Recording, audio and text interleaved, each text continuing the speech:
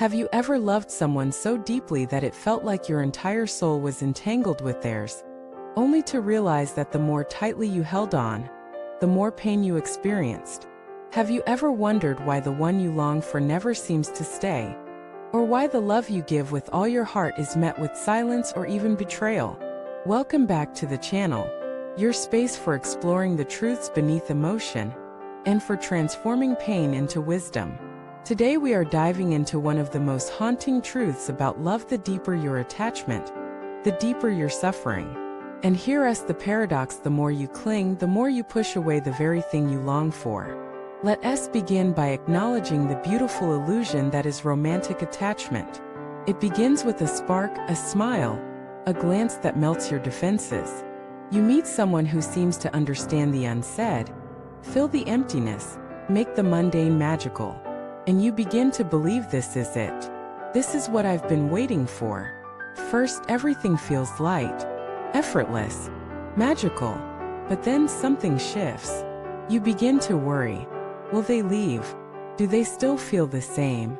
Why didn't they text back? Why do they seem distant?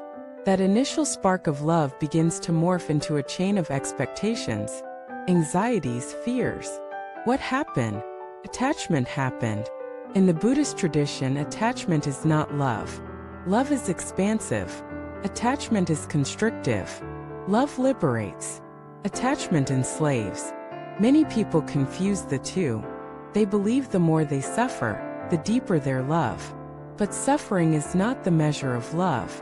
Suffering is often the measure of your illusion, the illusion that you can control, possess, or guarantee someone else's feelings or presence. Let us look at a real story. I once knew a woman named Lila. She was vibrant, talented, full of life. Then she fell in love. At first, everyone said she was glowing. She talked about him all the time. He was the center of her universe. She rearranged her life, her goals, even her friendships to be closer to him. But then he started pulling away. Her response? She tried harder. More texts. More gifts. More sacrifices. She was convinced that if she just loved him more, he'd come back with the same intensity. But the more she gave, the more he retreated. She was left shattered. When we spoke, I asked her, "When did you stop being Lila?" She cried, because she realized she hadn't been herself in months. She had become a shadow of her own identity, molded by the desire to be enough for someone else. And here is the cruel twist. He never asked her to change. She did that on her own out of fear. Fear of losing love. But real love cannot be lost, because it is not a transaction. It's a presence. It's a space. It's a resonance between two whole beings, not a bargain between two broken ones. When you base your sense of self-worth on someone else's attention, you give away your power. You become a beggar at the gates of affection, waiting for crumbs to validate your existence. This is any love. This is spiritual starvation. Clinging is not a sign of love. It is a sign of scarcity. Scarcity of self-respect. Scarcity of inner fulfillment. Scarcity of trust in the flow of life.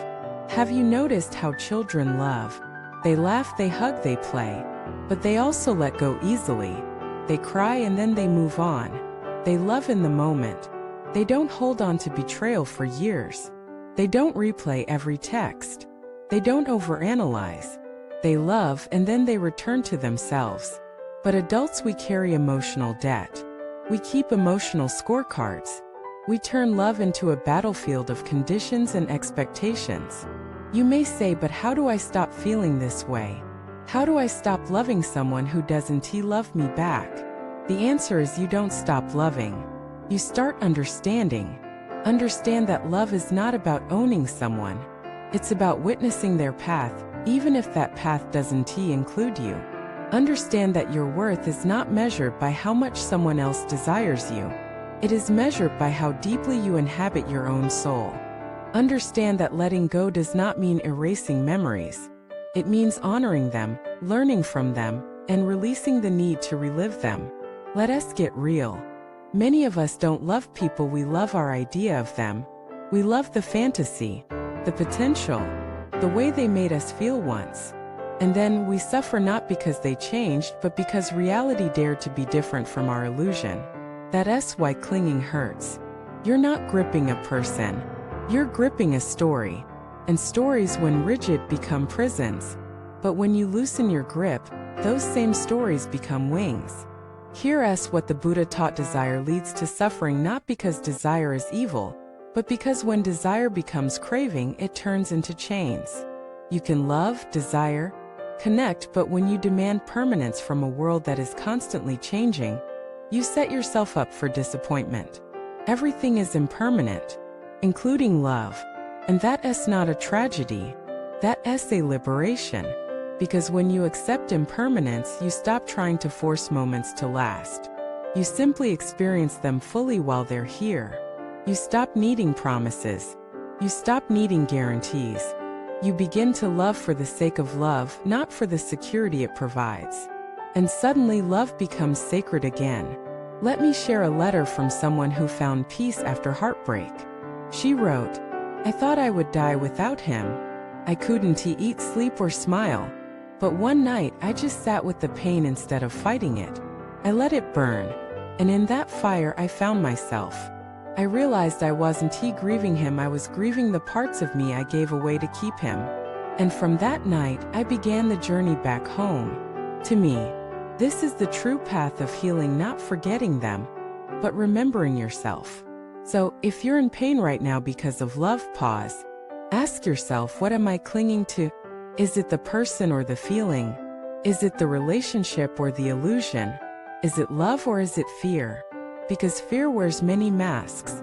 It dresses up as devotion, as commitment, as loyalty. But beneath all those disguises is a terrified voice whispering, "Please don't leave me. I'm nothing without you." But you are not nothing. You are the entire sky. And love is just one cloud passing through. You were whole before them. You will be whole after them.